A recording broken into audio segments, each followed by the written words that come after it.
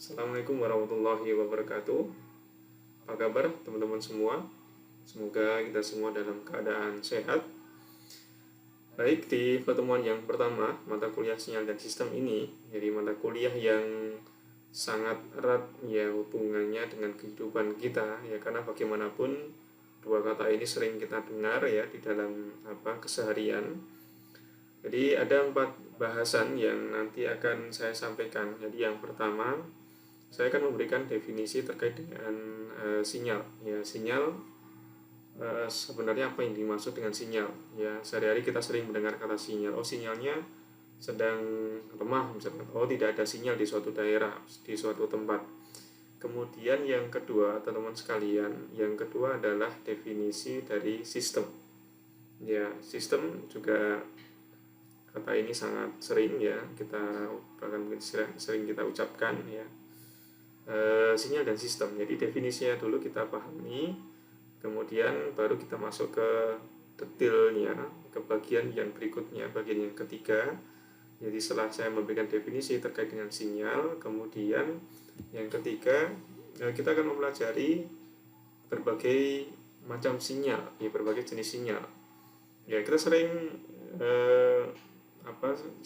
sinyal yang sering kita dengar ya dalam keseharian, misalkan sinyal analog ya, sinyal analog, kemudian ada juga sinyal digital ya, ini yang sangat sering kita dengar. Tapi ternyata ada beberapa jenis sinyal yang lain ya, nanti kan kita gunakan yang akan kita pelajari. Kemudian yang keempat, setelah kita mengetahui berbagai jenis sinyal, kemudian kita akan mempelajari operasi-operasi yang bisa dilakukan atau modifikasi yang bisa dilakukan pada sinyal. Jadi bahasan ini masuk dalam bahasan transformasi atau modifikasi sinyal. Ya, bahwa suatu sinyal itu dapat dipercepat ya, suatu sinyal itu dapat ditunda ya. Kita bisa membayangkan ketika kita dulu ya, kita punya tape recorder ya, kemudian kita masih pada saat itu zamannya masih zaman pita kaset ya, pita kaset. Nah, kasetnya itu bisa dipercepat ya. Ya, setelah dalam durasi waktu tertentu, kemudian siarannya selesai, kemudian bisa kita putar ulang lagi, bisa dibalikkan lagi, kemudian bisa dipercepat, bisa juga diperlambat. Nah, begitu juga dengan sinyal ya, yang nanti akan kita pelajari. Oke, teman-teman sekalian, yang berikutnya kita akan mempelajari berikutnya adalah definisi dari sinyal ya. Jadi definisi dari sinyal, apa itu sebenarnya pengertian sinyal ya. Kita sering ya dalam dua hal ya, dari sinyal dan sistem ini sangat sering kita dengarkan ya. Kemudian apakah sinyal yang kita pahami, yang pertama dulu, bagian yang pertama sebelum kita ke sistem, apakah sinyal yang kita pahami ini hanya dalam satu ya, yang selama yang kita pahami ini yang misalkan sinyal seluler, apakah hanya sinyal seluler, atau apakah hanya sinyal telekomunikasi, atau ada sinyal-sinyal yang lain. Nah, dari sini untuk memahami ini kita berangkat dari definisi terlebih dahulu ya. Jadi definisi sinyal, definisi yang pertama ya, ini definisi yang pertama, bahwa sinyal itu merupakan impuls ya atau gelombang ya elektromagnetik yang ditransmisikan untuk menyalurkan informasi ya dalam sistem telekomunikasi. Ya, kemudian di sistem telegraf ya, televisi, radio, kemudian radar atau yang lainnya. Jadi di sini ada kata kunci ya teman-teman sekalian. Ada kata kunci di sini. Coba highlight ya. Di sini adalah kata kuncinya adalah impuls, kemudian ada gelombang elektromagnetik. Ya, impuls dan gelombang elektromagnetik itu diperlukan untuk apa? Diperlukan untuk menyalurkan informasi. Jadi informasi ada kata kunci di sini ya, gelombang elektromagnetik, kemudian ada informasi. Oke, Ini definisi yang pertama. Kemudian kita coba lihat lagi definisi yang kedua. Ya, pengertian definisi dari sinyal untuk definisi yang kedua itu, yang kedua ini apa? Jadi sinyal merupakan fungsi dari satu atau beberapa variabel, ya, satu atau beberapa variabel yang berperan untuk menyalurkan informasi di ranah fisik. Jadi di ranah fisik, ya di ranah ya kita yang saat ini berada di ranah sesungguhnya. Jadi di sini ada lagi-lagi kata kunci. Jadi yang kata kunci yang pertama, ini saya coba kata kunci yang pertama di sini fungsi, ya, suatu fungsi. Maaf, saya coba. Jadi di sini ada satu fungsi, satu atau beberapa variabel, ya, satu atau beberapa variabel. Kemudian untuk apa? Jadi untuk menyalurkan informasi. Oke, nah variabel. Nah, saya coba akan mendetailkan sedikit, masuk lebih dalam terkait dengan variabel ini. Jadi, teman-teman sekalian, kalau kita berbicara variabel, ya, kalau dalam konteks variabel, sinyal ini dibagi menjadi dua, yaitu yang pertama ini adalah sinyal satu dimensi.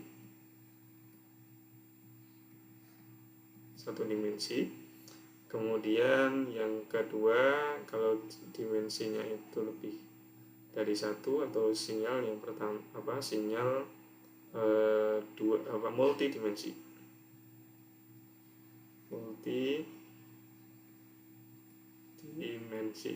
Oke. Jadi sinyal satu dimensi ini apa? Sinyal yang hanya tergantung dari sinyal yang perubahannya ditentukan hanya dari satu variabel saja. Ya, satu variabel saja. Kita ambil contoh variabel waktu misalkan. Ya, variabel waktu, ya, kita sering teman-teman sekalian, kalau ya teman-teman punya semacam alat perekam suara, alat perekam suara di sini alat perekam suara bisa menampilkan bentuk gelombangnya. Nah, nanti akan tampil seperti ini. Ya, Ya. Nah, ini suara kita, ya, akan dalam bentuk seperti ini. Nah, seperti ini. Nah, ini ya sumbu X-nya adalah waktu. Kemudian sumbu Y-nya ini adalah magnitude. Ya. Nah, ini kalau hanya tergantung satu variabel, yaitu fungsi waktu, satu fungsi saja. Jadi A ini amplitudenya sebagai fungsi waktu. Ya, dari perubahan amplitudenya ditentukan oleh perubahan waktu. Ya. Jadi A di sini T, ya, fungsi waktu. Nah, yang masuk di sini sinyal satu dimensi ini, ya, contohnya apa? Contohnya bisa sinyal suara bisa masuk di situ, atau speech, ya, atau percakapan, ya, speech signal. Jadi contohnya sinyal satu dimensi. Ya, jadi hanya ditentukan oleh satu variabel. Bisa sumbu X-nya ini adalah frekuensi. Ya, bisa frekuensi, bisa waktu, atau bisa variabel yang lain. Nah, kalau untuk multidimensi, ketika perubahan sinyalnya itu ditentukan oleh dua variabel atau lebih, satu variabel atau lebih. Ya, contohnya image, ya. Sinyal multidimensi, contohnya image. Ya, gambar. Ya, sebenarnya image ini kumpulan dari titik-titik yang memiliki tingkat kecerahan tertentu. Ya, kalau ini ukurannya bisa M kali N. Ya. paling mudah memang merepresentasikan gambar dalam bentuk matrik. Jadi, kemudian selain image ada yang lain ya, video.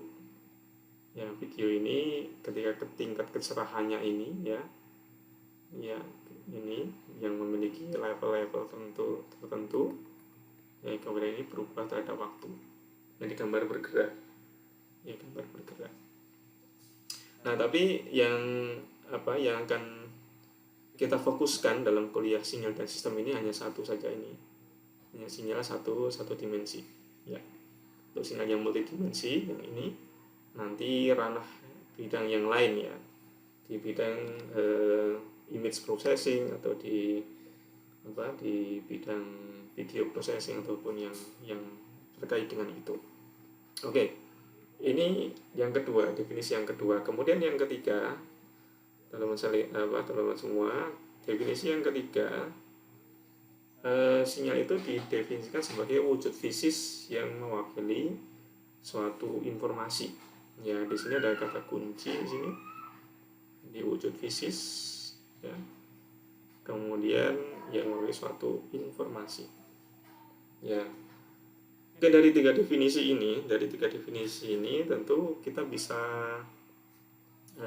ada beberapa kata kunci ya.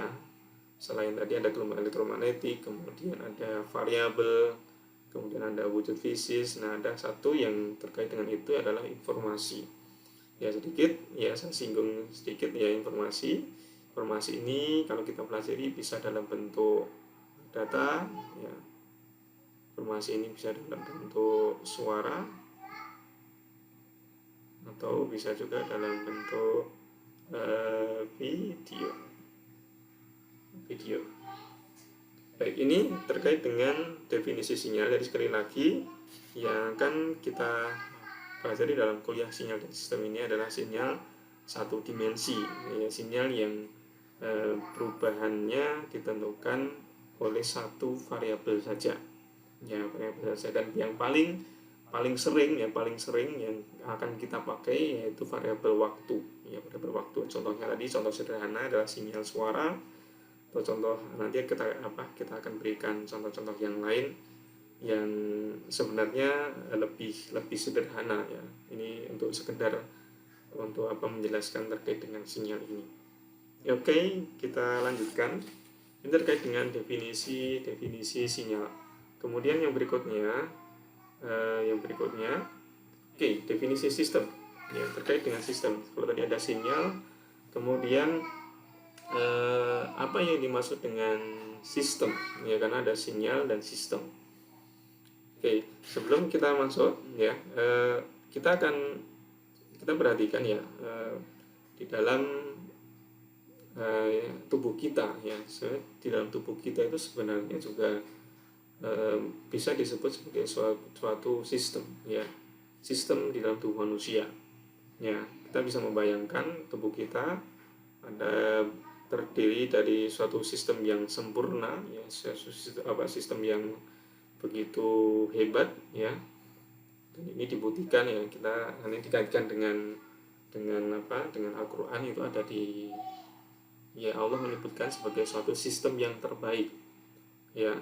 Dalam ayatnya, laqad khalaqnal insana fi ahsani taqwim. Ya, sungguh kami telah menciptakan manusia itu dalam bentuk yang sebaik-baiknya. Ya, itu ayat 4. Jadi kalau kita bicara sistem yang terbaik adalah ya tubuh kita. Sistem yang paling yang tidak bisa ditandingi adalah tubuh kita. Ya, tubuh kita.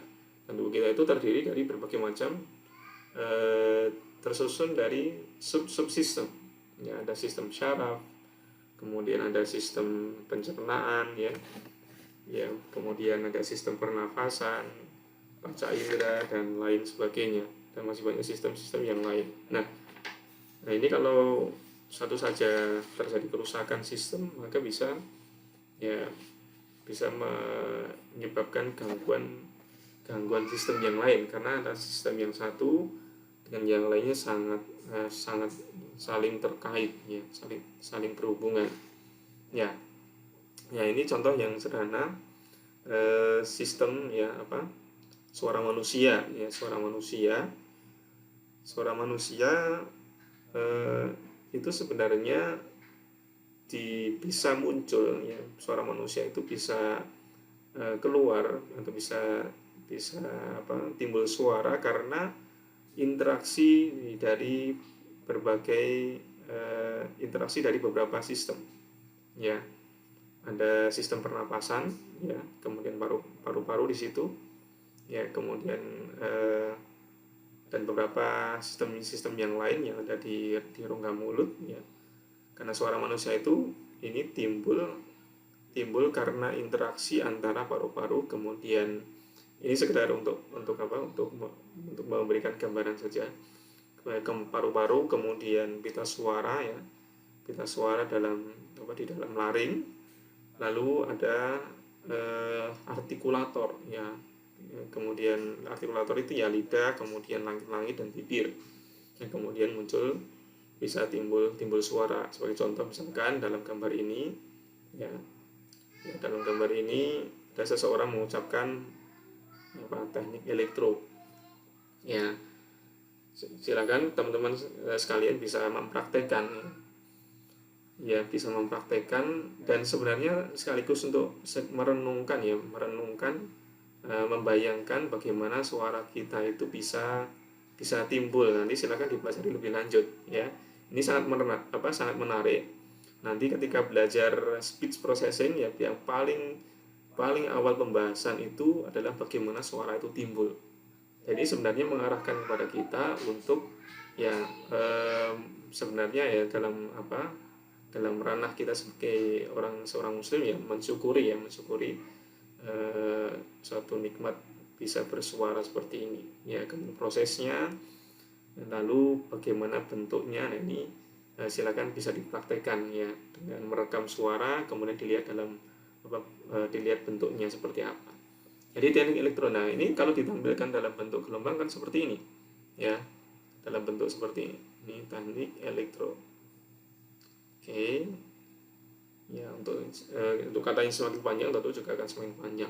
Ini sumbu Y-nya ini adalah ya, ini ada amplitude ya, kemudian sumbu T-nya ini adalah waktu. Sumbu T-nya ini adalah waktu. Nah, ini sistem alami, sistem yang ada dalam tubuh manusia. Kemudian, nah seiring dengan perkembangan teknologi, perkembangan berbagai macam elemen, komponen ya, elektronik ya tentunya, dan berbagai macam teknik, nah, maka berkembang ya untuk meniru sistem yang maha sempurna, sistem yang sempurna ya. Kalau maha sempurna kan milik Allah. Sistem yang sempurna, sistem yang diciptakan oleh Allah ya, yaitu sistem yang ada di dalam diri kita ya, sistem komputer ya. Bagaimana ya, ini sebenarnya tiruan juga sistem komputer ya, untuk otak manusia ya, bisa merespon, berpikir, menghitung dan seterusnya. Kemudian ada sistem kendali ya. Contohnya yang sederhana ya, ini dalam sistem komputer ketika kita merekam suara ya, nah suara yang ada di gambar ini ya, teman-teman semua, suara yang ada di dalam gambar ini sebenarnya hasil dari pengolahan ya yang ada di dalam sistem komputer ya. Perangkat komputer ada perekam suara ya, kemudian di situ ada perekam suara, di dalamnya ada mikrofon ya, merekam suara manusia, kemudian mengolahnya, lalu mengeluarkannya dalam bentuk suara atau mengeluarkannya dalam bentuk tampilan gambar seperti ini. Ini sistem komputer ya, dan tentu masih banyak proses yang lain yang bisa dilakukan oleh komputer. Kemudian yang kedua, sistem kendali, sistem kontrol ya, kendali robot ya, yang paling sederhana ya, robot. Ini bidangnya Pak Adinandra ya, tentang robot, kendali robot ya, robot pemadam api ya. Bagaimana robot itu bisa menemukan panas ya, berdasarkan inputan ya, informasi berupa panas, kemudian diolah oleh sistem, kemudian nanti robotnya akan melakukan tindakan berdasarkan apa yang sudah diprogram di situ. Ya, kemudian ada sistem telekomunikasi. Ya, di sini ada sistem telekomunikasi. Ya, tadi ada sistem komputer sudah kita bahas, ada sistem kendali, ada sistem telekomunikasi. Ya, kita melihatnya secara garis besar ya, sistem yang besar ya, sistem telekomunikasi ini, bagaimana sistem itu bisa mengirimkan berbagai macam data, ya, suara, kemudian gambar, video, ya, ataupun gambar ataupun yang lainnya. Kemudian bisa diterima, ya, gambar tersebut diproses oleh sistem telekomunikasi. Ya, sistem telekomunikasi ini sebenarnya ada dua komponen, yaitu pengirim dan penerima. Bagaimana ketika ini bisa diproses kemudian dikirimkan ke kanal, ya, kanal telekomunikasi, lalu bisa diterima ya oleh perangkat-perangkat yang saat ini ada di sekitar kita, ya, dengan diterima oleh smartphone, oleh radio, televisi, dan yang lainnya. Ya, kemudian ada sistem navigasi, ya, ada sistem navigasi, ya, contoh sederhana ya tentang sistem yang ada di pesawat, ya, ataupun sistem misalkan untuk landing, ya, landing pesawat, pilot menginginkan posisi pesawat relatif terhadap landasan pacu, bagaimana posisi yang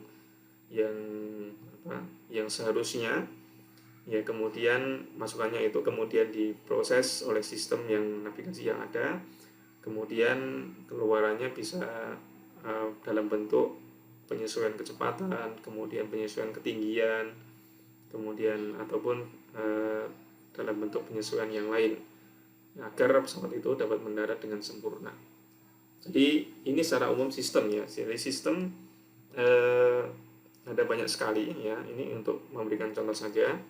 Jadi berdasarkan contoh tersebut maka dapat diartikan bahwa sistem itu, ya, merupakan suatu entity, ya, suatu entitas yang berfungsi untuk mengolah satu atau beberapa sinyal, ya, di sini mengolah satu atau beberapa sinyal masukan, ya. Jadi ada sinyal masukan, ada informasi masukan, ya, apapun itu, ya, yang penting ada masukan. Kemudian, ya, di sini ada sinyal masukan, ya, kemudian diproses, ya, diolah oleh sistem, kemudian menghasilkan sinyal baru, yaitu sinyal keluaran untuk melakukan keperluan tertentu.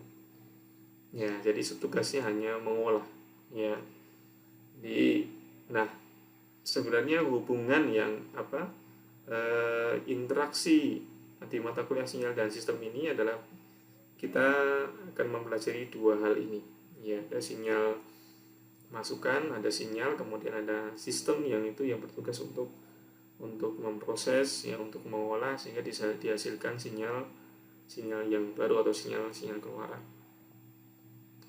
Oke, ini terkait dengan definisi, ya, sinyal dan sistem, ya, definisi sinyal dan sistem.